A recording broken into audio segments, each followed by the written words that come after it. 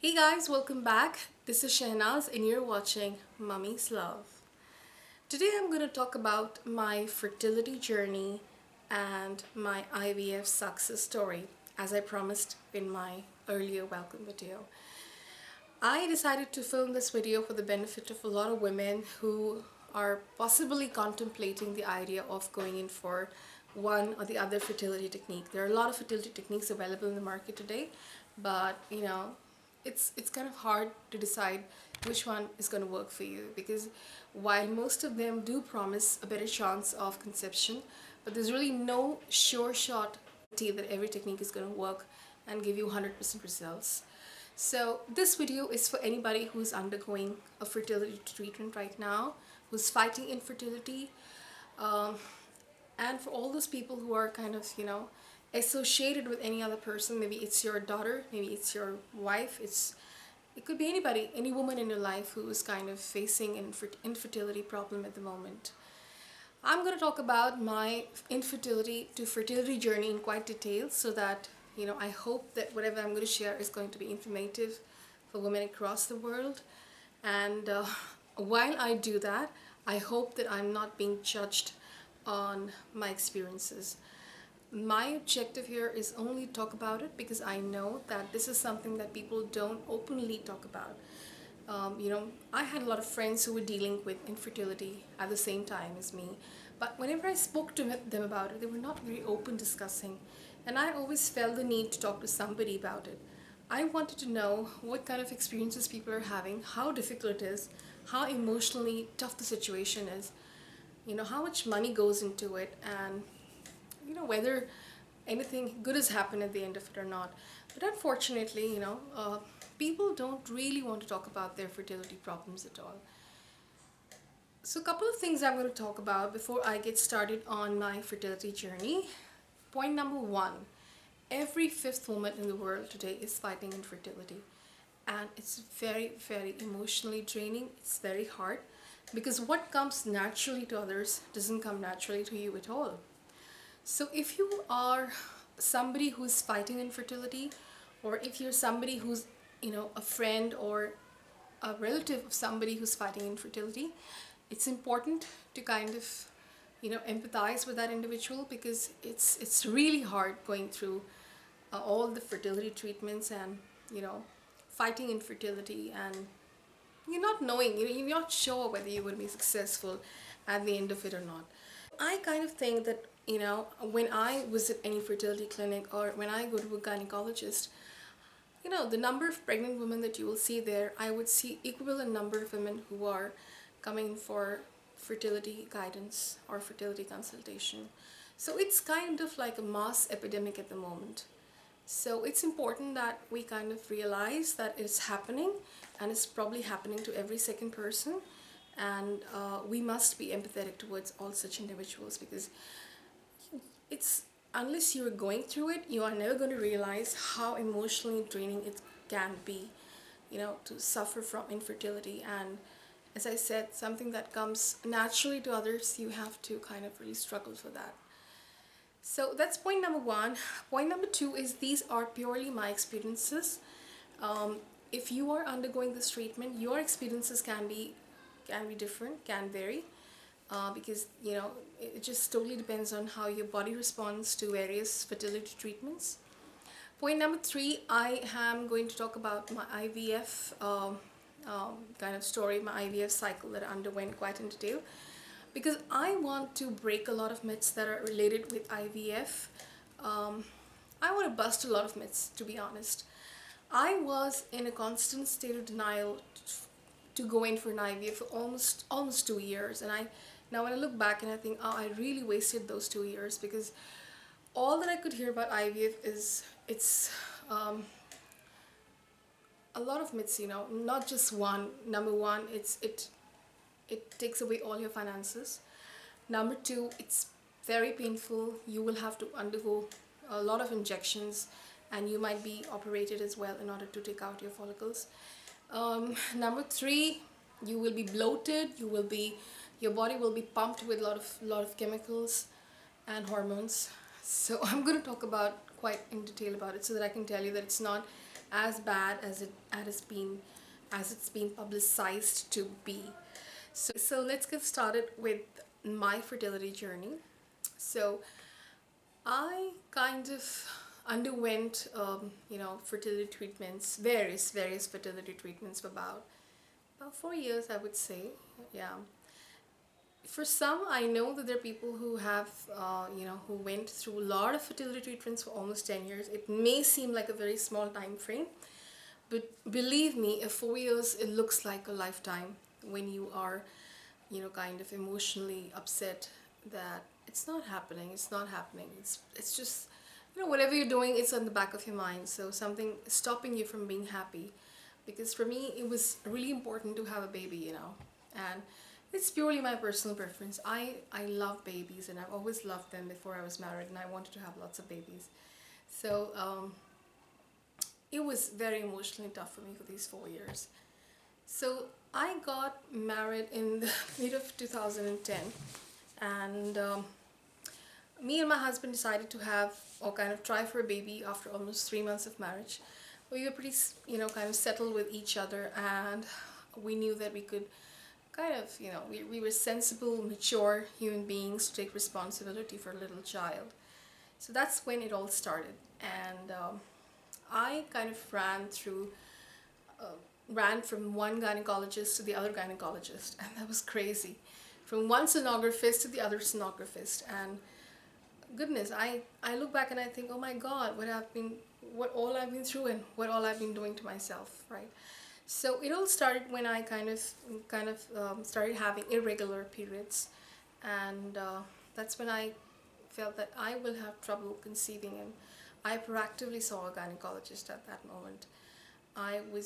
At that time I was about 31 years of age, and I knew that I was not in the peak of my fertility time. The peak of fertility would be probably somewhere in your 20s, but it doesn't go out till 35, but yes, it starts to decline, right?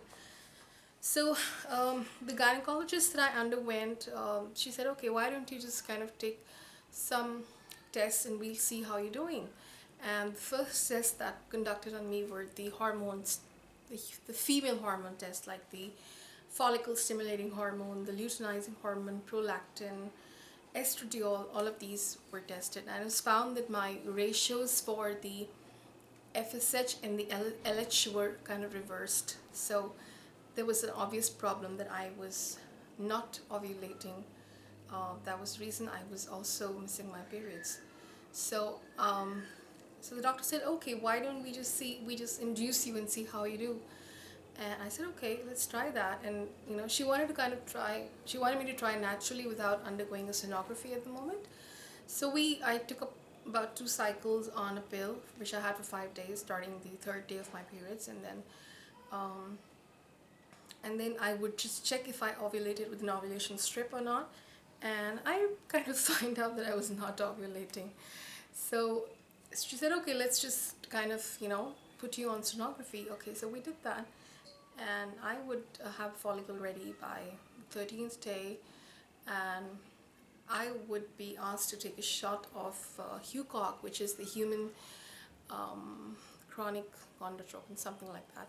So that helps release the follicle from the ovary so that it can go into the fallopian and can be fertilized. So, sorry for that. So I kind of, took on that as well. I took on a couple of cycles where I underwent ultrasounds, and we tried and nothing worked.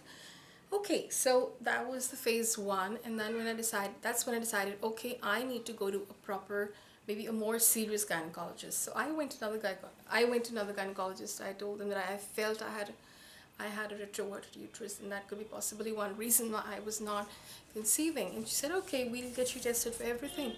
So then she kind of performed a series of tests, which I think which were pretty relevant at the moment. So I can talk about a few tests that were done. So on the day 2 of my periods, I was asked to go for an ultrasound, which could confirm how many follicles I have in my ovaries and what is the follicle reserve in my ovaries.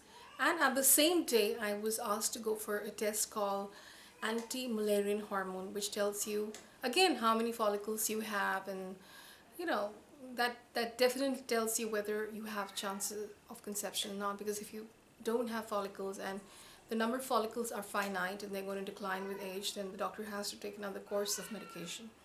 So those two came out to be perfectly okay, and in fact it came out to be that I had an excess of follicles, and that was because I had a polycystic ovarian disease, PCOD or PCOS, which is such a common epidemic in all women who are facing infertility.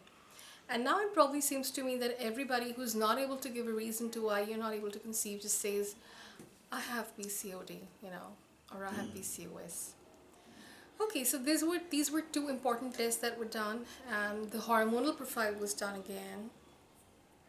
And I also underwent a hysterosonosalpingogram, which checks for your blockage in your fallopian tubes, which also came out to be perfectly okay. And then my endometrium, the layer which implants the follicle, the embryo, was also tested for tuberculosis, because some women do suffer from tuberculosis of the endometrial layer.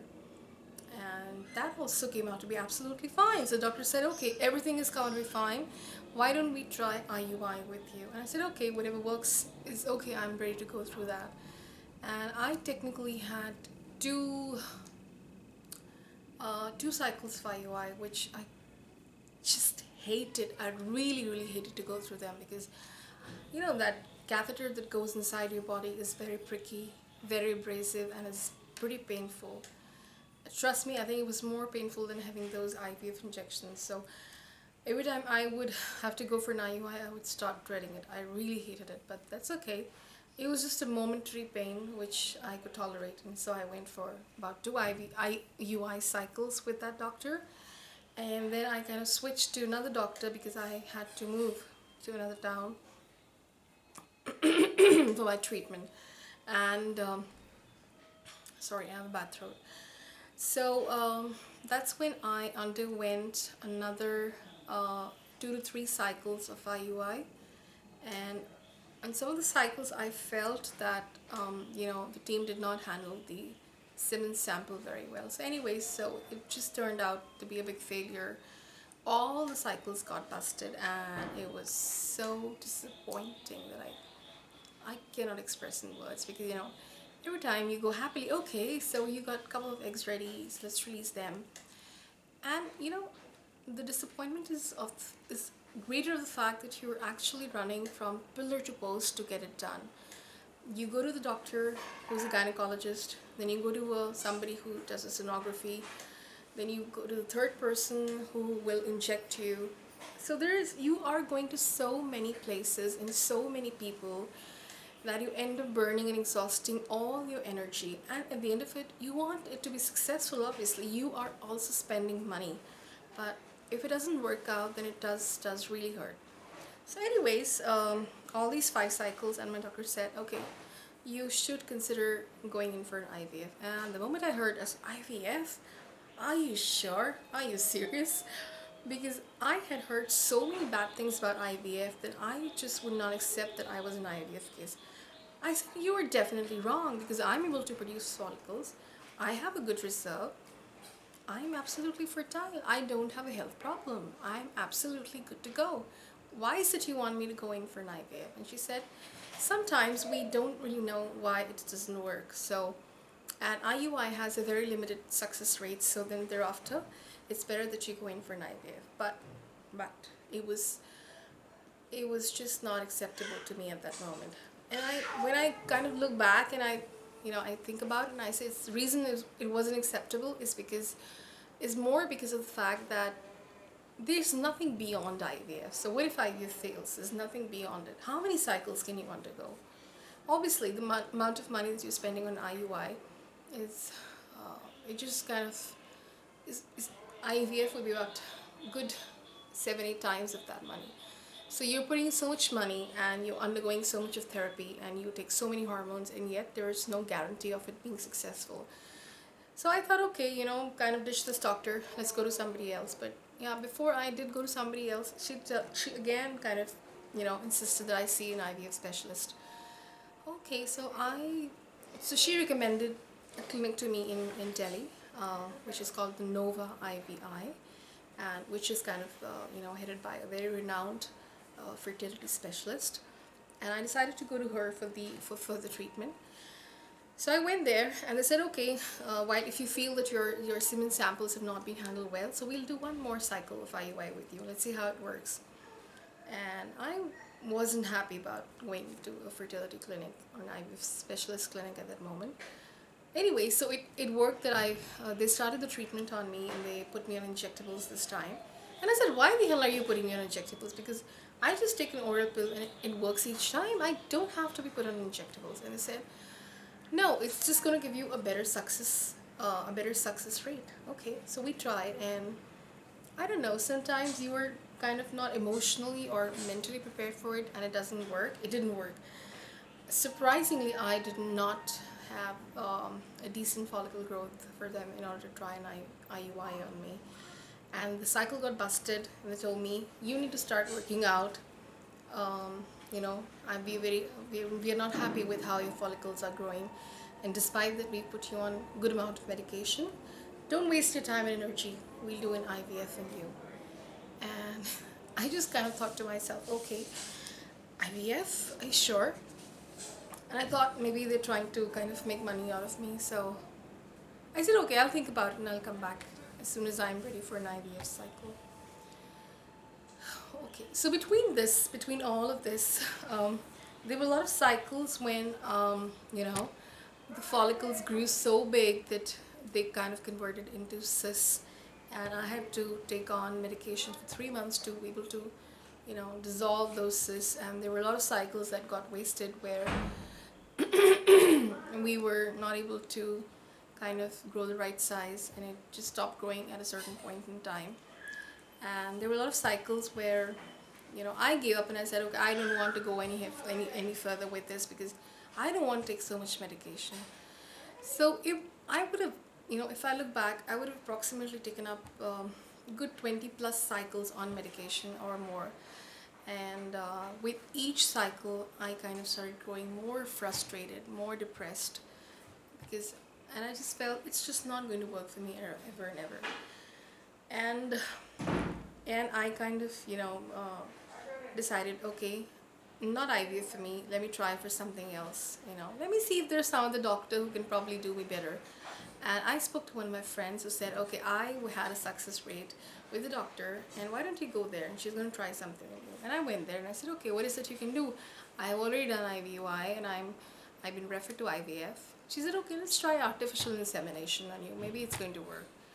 And I said, oh, am I going to go back on that path again? And wasn't IUI better because of the fact that, they use more clarified samples? She said, no, it works. I think insemination works better than IUI. I said, okay, anything to not do an IVF would work for me. So I kind of had good 3 cycles with her, and I would travel to another city to, get all that done, and then travel to another city to get my ultrasounds done. And I was kind of shuttling between 2 cities and to and fro, and eventually getting more depressed and more harassed by this entire infertility situation. So that's when, we decided enough, we've had enough. And my mother said that, okay, why don't you now go for an IVF? You have to go forward. If you're so sure you want to have a child, you have to go forward and take this up. And I said, okay, let's give it a try. If I don't know whether it's going to work, not work, but by the time I decided to go in for an IVF, I had gone through a zillion cycles, I would say, and I was really, really losing hope of having a baby.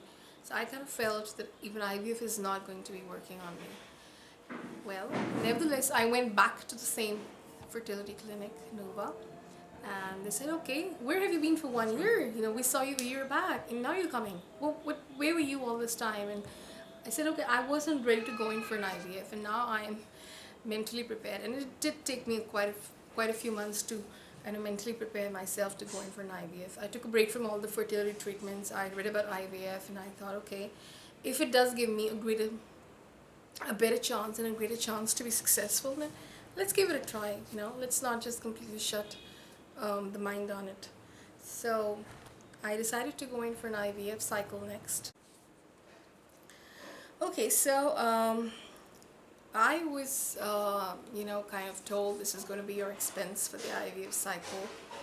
And I asked them, I said, are you going to give me too many injections? And they said, we are going to give you injections, but we promise you that as soon as your cycle gets over, you will not suffer from side effects they're just going to be intramuscular injections, and they're not going to be very painful. They're not going to be intravenous that you will, kind of feel the pain. Just kind of believing what the doctor had to say, I said, okay, if you think it's going to work for me, let's get started. They said, we're not sure it's going to work on you or not, because, you know, there's really no, surety that it's going to work each time. But yes, we will definitely do our best, and we have a good success rate. And I just realized that I was at the right place, because there was a whole team of doctors, and I didn't have to run from one corner to the other. I could get my tests done there, I could get my diagnostics there, I was getting my ultrasounds done by the same specialist, and I would get my injections over there. I was not running from one place to the other, so that kind of made me feel that I was at the right place and I was saving on so much of my energy. Yeah. But yes, obviously it meant a lot of financial involvement, which I was okay with, because if I look back and I now find and I realize that I would have spent, almost 4 times the money in the last 3 years trying to go in for various fertility treatments. So I was okay to try an IVF cycle and see how it went for me. So it all started, and I was kind of put on injectables. Was asked to come on day 2 of my periods and was put on injectables for I think about 16 or 17 days, and thankfully I kind of grew about 16 follicles this time, so that was a very hearty number.